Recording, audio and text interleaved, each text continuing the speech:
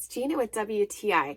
And if you want to up your hydration game, you're going to be amazed with how good you feel drinking water from this Vitality Fizz hydrogen water bottle.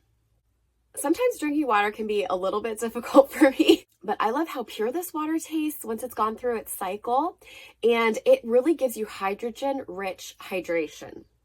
And that's because this little bottle can actually give you more than 6,000 parts per billion, which really increases your potential benefits to have high-quality hydration.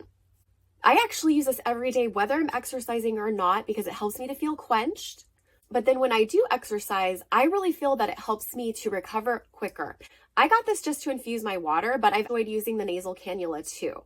You just simply use the adapter that comes with this kit, take the little lid off, and then you attach the nasal cannula to it. Sit back and breathe normally. There's no need to even breathe deeply.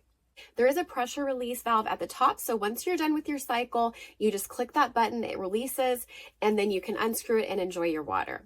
Now you'll see bubbles come up as this is infusing your water, but there is no carbonation when you drink it.